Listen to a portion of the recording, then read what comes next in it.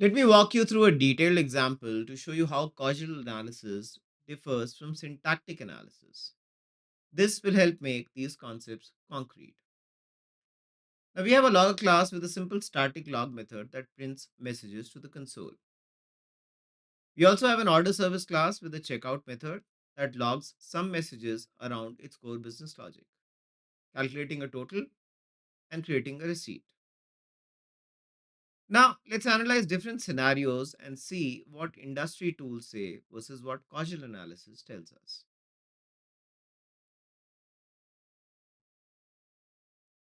First scenario, we change logger to use asynchronous batching instead of immediate printing. Industry tool says order service depends on logger, implying this change will affect order service. Causal analysis says there's no correctness dependence. The checkout behavior is completely unchanged. The business logic of creating a receipt is unaffected by how logging is implemented. Second scenario, we add timestamps to the log format. Again, industry tools report a dependency, but causal analysis shows no dependence at all. Order service is completely unaffected by this change. Third scenario, we remove the logger.log method entirely. Industry tools will still report the same dependency, but causal analysis is more nuanced. There's a build dependence only. The code won't compile because the method calls are now invalid, but the core business logic is still correct. If you could magically make those method calls disappear, the checkout function would work perfectly. Fourth scenario, we change logger.log to throw an exception. Now we finally have a correctness dependence. The checkout could fail because of the logging, which would affect the business behavior. The key insight here is that causal analysis separates use from impact. I'm sorry. Order service uses logger but isn't dependent on it for most types of changes.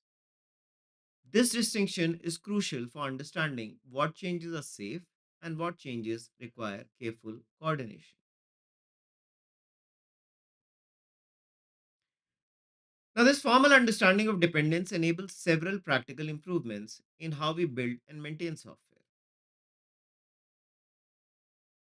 Instead of saying changing login affects 47 modules, we can say changing login has correctness impact on 3 modules, build impact on 47 modules, and performance impact on 2 modules. This immediately tells us that we need to carefully test 3 modules, we need to update build scripts and imports for 47 modules, and we need to check performance benchmarks for 2 modules. That's much more actionable information. Tools can ignore syntactic edges that lack causal impact, dramatically reducing false positives and helping developers focus on the changes that actually matter. Second, team discussions become much more precise. Instead of vague statements like this creates more coupling, we can say this refactor creates no correctness dependencies. It only adds build dependence that we have already managed with continuous integration. This moves architectural decisions from opinion to analysis. Third, we can objectively detect architectural violations. Instead of subjective feelings like this seems wrong, we can say UI layer now has correctness dependence on database schema. This violation is measurable and specific. Fourth, instead of counting imports and method calls, we can measure causal impact. We can report that module A has correctness dependence on 3 modules. Module B has performance dependence on 12 modules, and module C has no correctness dependencies because it is pure function. These metrics directly relate to maintenance burden and testing requirements. Now, let me give you a framework for applying this thinking into your daily work. When evaluating dependencies, ask yourself 4 key questions. Question 1, what property matters? Are we concerned with functional correctness? Will the business logic still work? Are we concerned with build success? Will the system still compile? Are we concerned with performance? Will response times be acceptable? Or are we concerned with some other property like security or maintainability? Different properties lead to different dependency relationships. So you need to be clear about what you're optimizing for. Question 2. What changes are reasonable? Now consider the likely scenarios in your development context. Code style tweaks are usually safe. API signature changes typically break build dependence. Algorithmic optimizations affect performance dependence. Database schema migrations often affect correctness dependence. The key is to be realistic about what kind of changes actually happen in your development process. Question 3. Does change in B cause failure in A? Test or reason through this systematically. Establish the baseline behavior of module A. Make a reasonable change to module B. Check if A's property still holds. If the property changes, there is a dependence. If not, there isn't. This can often be done through thought experiments, but sometimes it does require actual testing. Question 4. Can we constrain changes to preserve independence? Look for preservation strategies. Can we seal classes to prevent inheritance? Can we freeze API contracts with interfaces? Can we use static analysis to block violation edits? Can we version schemas to manage evolution? Sometimes the best approach is to limit the types of changes that are allowed rather than accepting all possible dependencies.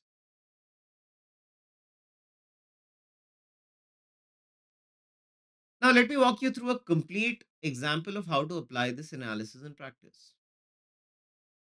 Step 1 is to define the property. Let's say we are evaluating a login library change. So let's define a property clearly. Order service.checkout should return the correct receipt for any cart input.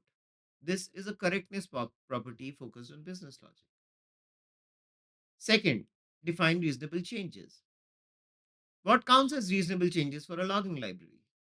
Changing log format is reasonable. Teams do this regularly. Adding batching or asynchronous processing is reasonable. These are common optimizations. Deleting the logger class entirely is unreasonable. That would be breaking chains that teams plan carefully. Having logger.log throw exceptions on every call is unreasonable. That would break basic logging contracts. Step 3. Analyze causal impact. Let's say we change logger to batch messages asynchronously. The new implementation queues message in a thread safe queue and processes them in a background thread. What's the impact of order service dot checkout on this?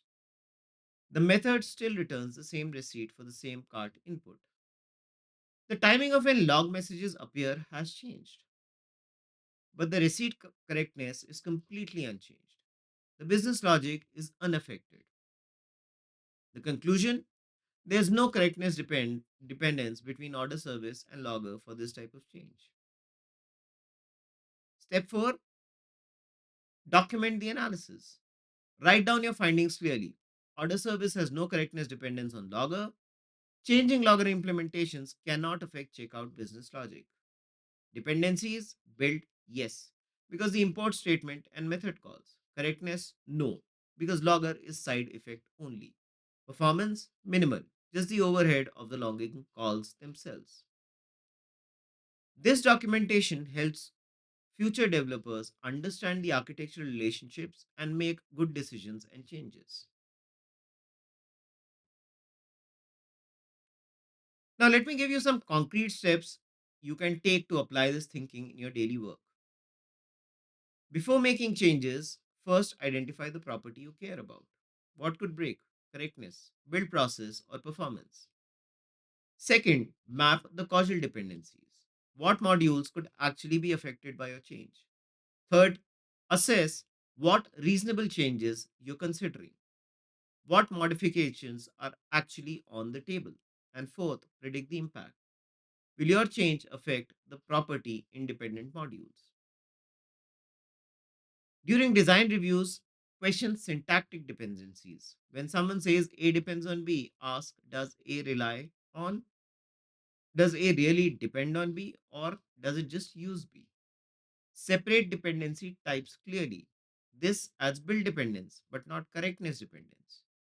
Consider containment strategies. Can we limit the causal impact to this layer? Plan for evolution. How will this dependence change over time? When you're evaluating architecture, count meaningless dependencies and ignore pure syntactic links. Identify dependency clusters, groups of modules with strong causal links. Look for asymmetries where module A affects module B, but B doesn't affect A. Find bottlenecks, modules that many others depend on for correctness. Now, let me summarize the most important ideas from today's lesson. The big ideas: dependence equals causal influence under reasonable change, not mere mention or usage.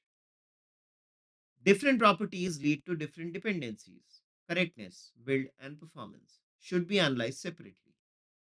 This formalism makes low coupling measurable.